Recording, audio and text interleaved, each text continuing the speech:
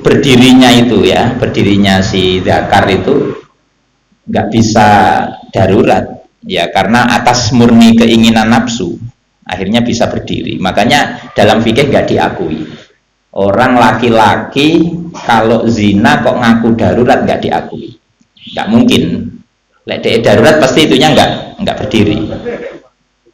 Makanya ya benar kata orang itu, pokoknya kalau ada kasus perselingkuhan mesti yang disalahkan yang laki-laki. Nyapa kok selalu yang disalahkan yang laki-laki? Kadang padahal belum tentu ya, yang salah belum tentu laki-laki, tapi yang selalu disalahkan laki-laki, karena mesti salah sing laki-laki. Kalau perempuannya belum mesti, lah kok mesti salah? Yaitu tadi, dengan berdirinya itu kan berarti murni itu menunjukkan karena nafsunya. Kalau dia memang nggak seret, nggak nafsu ya kepleh itu nggih. Jadi darurat itu pokoknya kalau nggak dilakukan menimbulkan bencana, itu namanya darurat. Jadi kalau cuma perih, kalau nggak makan perih itu namanya nggak darurat, itu namanya hajat. Kalau pakai baju hanya kedinginan itu masih hajat.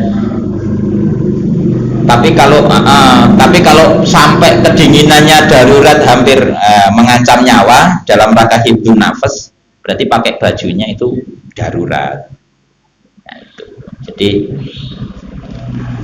dulu ada cerita ini di mana, pokoknya di Timur Tengah itu ada satu hotelnya itu kebakaran, terus korbannya banyak sekali. Lah kebetulan ada korban yang nggak sampai mati. Ditanya, ngapain kamu nggak lari? Ya karena teman-teman perempuan semua ini, perempuan. Karena teman-teman itu belum pada kerudungan, belum pada pakai kerudung, jadi nggak mau keluar karena dianggap membuka aurat. Lah itu terus akhirnya ya itu. Lah kan darurat. Jadi mereka nggak berpikir kalau lari dari kebakaran itu darurat, yang lebih harus diutamakan. Kalau memakai kerudung itu kan ya sengkoneh kan iso ngono lho. Coba jenengan tak tanya ya, jenengan sholat di masjid, ini sholat di masjid, sholat fardu, sholat wajib, terus ada gempa, jenengan milih melayu apa tetap sholat? Melayu, nyawa renek serepe. Sholat kena serepe, engko kena dikondo, artinya begitu. Jadi sholatnya itu meskipun wajib tapi nggak darurat. Ya kan nanti bisa ada masih waktu lain toh, setelah gempa keluar kan bisa sholat lagi. Tapi kalau mati ya wes bar. Nah itu artinya kita mementingkan hal yang darurat itu memang ada. Nah ini famanit turrogoiro bagin. Yang penting nggak nyala, wala adin dan tidak melewati batas. Kalau daruratnya itu sampai yang dia lakukan melewati batas itu nggak boleh, karena di sini patokannya wala adin. Contohnya begini. Contohnya makan bangkai karena kelaparan mau mati makan bangkai, oke lah, boleh karena darurat makan bangkai. Tapi makan bangkainya aja sampai kekenyangan, sampai gelegean, alhamdulillah. Lebih sampai gelegean kekenyangan itu namanya melewati batas. Ya nggak boleh ya, harus sesuai kadar daruratnya. Kadar daruratnya apa? Ya sebatas mau mati. Ya yang penting mangan nggak mati. Kalau mau karena untuk tidak mati saja, yang penting makan biar tidak mati gitu saja. Jangan sampai terus kekenyangan sampai gelegean. Menikmati ya. Nah itu arti dari ini tadi di ayat ini. Ghairu bagin wala adin. Jadi kalau darurat wala adin, nggak boleh dengan melewati batas. Makanya dalam kaidah fikih ad-daruratu tuqaddaru biqadariha. Jadi darurat itu diukur sesuai kadarnya. Kadar darurat, ojo kebablasan. Nah ini ayatnya ini wala adin. Nah ini nggih, jadi penting. Jangan sedikit-sedikit mengklaim darurat. Ngapain kamu kok nggak sholat jamaah? Wah darurat di rumah. Cuma hujan, hujan kok payung iso. Nah, jadi ngono wis ngomong darurat.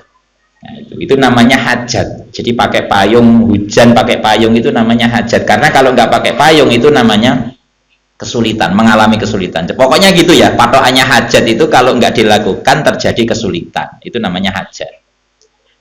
Kalau darurat, kalau nggak dilakukan mengalami bencana.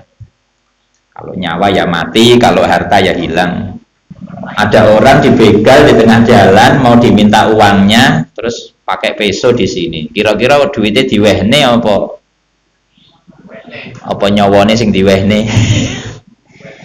Mana yang paling darurat? Itu yang kita utamakan. Mana yang paling darurat? Jadi urutannya ini. Nomor satu agama. Agama itu paling penting untuk dijaga. Yang kedua nyawa, nafas. Yang ketiga akal. Yang keempat nasl. Yang terakhir harta. Jadi kalau hilangnya harta itu urutannya hanya nomor 5. Tapi kalau hilangnya nyawa, nafas itu urutannya nomor 2. Artinya kita harus mendahulukan nomor 2. Yang penting selamat, nyawane selamat, mengorbankan harta, karena harta urutannya nomor 5. Nah ini penting urutan ini. Imam Ghazali dalam kitab Mustasfa nih, kitab usul fikih itu sampai diatur sedemikian rupa urutannya. Jadi yang pertama harus demi menjaga agama. Makanya orang perang dulu di zaman Nabi itu ikut Nabi berperang itu ya wajib, meskipun mengorbankan nyawa, karena nyawa urutannya nomor 2. Kalau agama urutannya nomor 1. Lah nanti andaikan kita nggak perang, andaikan orang Islam nggak perang, Kanjeng Nabi mati, tuntas Islam, tutup. Ya kan? Wahyu belum selesai, nabinya sudah mati. Ya berarti agamanya sudah tutup agama. Lah ini untuk menjaga keutuhan agama, Nabi harus bertahan hidup, menyampaikan wahyu. Akhirnya sahabat harus berperang, mengorbankan nyawa, karena urutannya nyawa nomor 2, agama nomor 1. Itu zaman dulu, zaman Nabi. Krono satu-satunya yang membawa agama Nabi. Lah saya kira zaman saya akeh kiai ora usah sithik-sithik Allahu Akbar karo ngotot-ngotot. Nah ini penting ini. Karena nggak darurat gitu loh. Agamanya nggak darurat.